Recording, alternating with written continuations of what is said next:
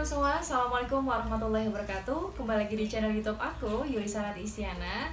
Nah, di sesi kali ini kita akan membahas sesuatu yang mungkin sering banget ya teman-teman tanyakan dan teman-teman bingungkan nih.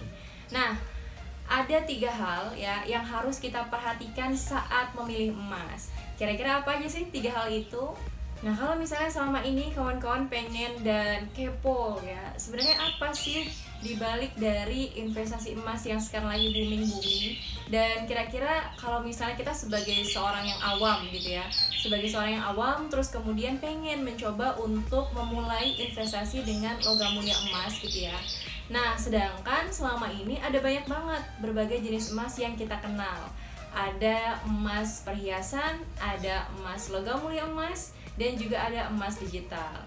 Kawan-kawan, sebelum kita memilih dan memilah gitu ya, ada 3 hal yang harus teman-teman perhatikan sebelum memilih emas. Yang pertama adalah dari kadar emas.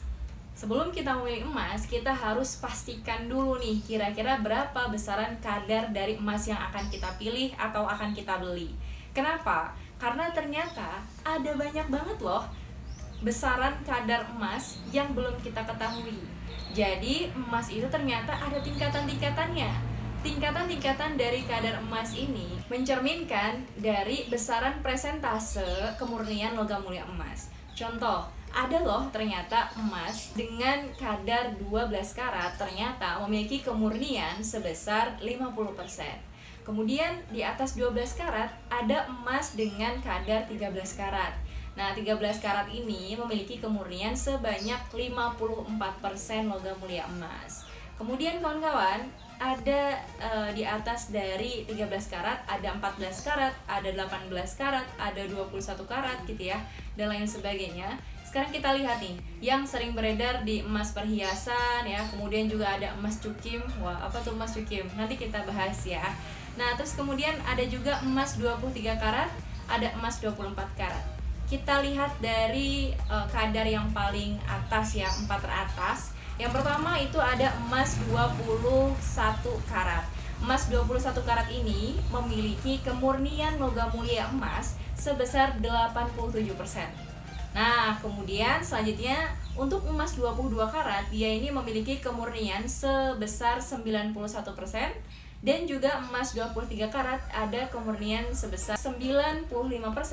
Dan yang paling tinggi kadar dari emas ya, itu adalah di kadar 24 karat atau dengan kemurnian 99%. Nah, pastikan ya kawan-kawan bahwasannya kalau kita pengen emas ini tujuannya sebagai investasi, sebagai tabungan kita untuk masa depan, maka kawan-kawan bisa pastikan untuk memilih logam mulia emas dengan kemurnian yang paling tinggi nih di angka 99% atau kadarnya ialah kadar 24 karat. Nah, itu untuk dari tips memilih pertama terkait kadar emas atau dari kemurnian logam mulia emas.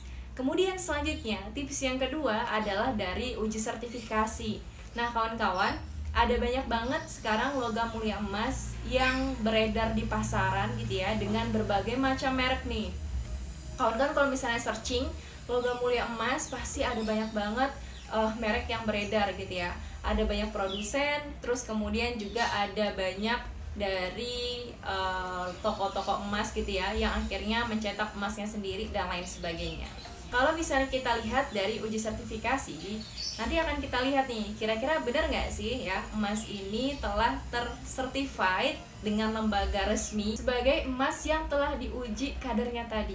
Nah, ada beberapa lembaga sertifikasi gitu ya. Salah satunya ada lembaga LBMA atau LBMA ya bahasa Indonesianya. Terus selanjutnya juga ada uji Sukovindo. Nah, uji Sukovindo ini adalah uji dari pemerintahan Indonesia gitu ya. Jadi ini dari kelembagaan Indonesia.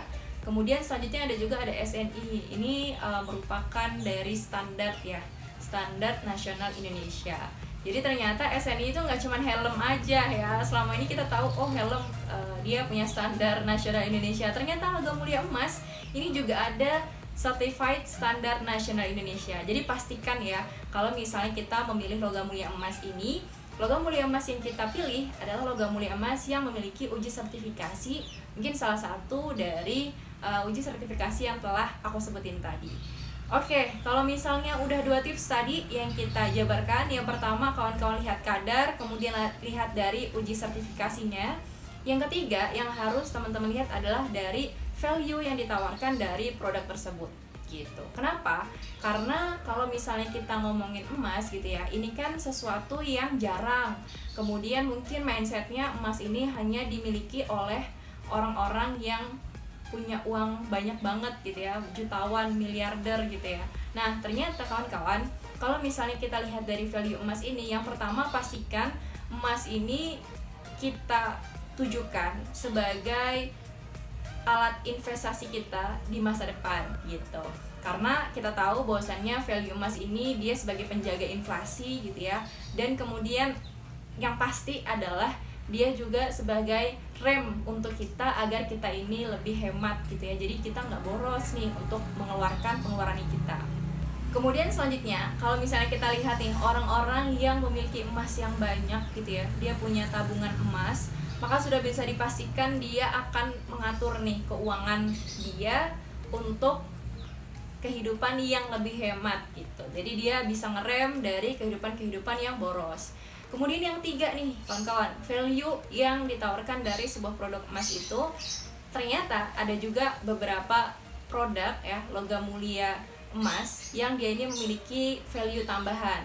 Contohnya misalnya nih ada logam mulia gitu ya yang dia ini memiliki value tambahan berupa 5% transaksinya digunakan untuk atau disalurkan untuk wakaf. Nah, wakaf apa? Ada wakaf Majelis Ulama Indonesia, terus kemudian ada wakaf produktif, dan kemudian juga ada wakaf One Quran Institute dan lain sebagainya. Jadi ternyata value dari emas ini nggak hanya bisa kita ambil dari sisi investasi atau tabungan pribadi kita aja, tapi kita juga bisa investasikan untuk investasi akhiratnya kita gitu ya. Ternyata sudah ada nih kawan-kawan ya logam mulia emas yang dia ini tidak hanya melihat dari sisi investasi tabungan masa depan aja, tapi juga dilihat dari sisi wakaf gitu ya. Jadi ada sedekah yang dikeluarkan setiap transaksinya. Emas apa itu? Itu adalah sebuah emas bernama logam mulia emas EWA Gold. Nah, itu tadi 3 tips yang sudah saya coba jabarkan terkait tips untuk kawan-kawan memilih logam mulia emas. Semoga bermanfaat dan teman-teman semuanya semoga dimudahkan untuk memiliki tabungan berupa logam mulia emas, karena orang cerdas akan memilih logam mulia emas. Terima kasih. Wassalamualaikum warahmatullahi wabarakatuh.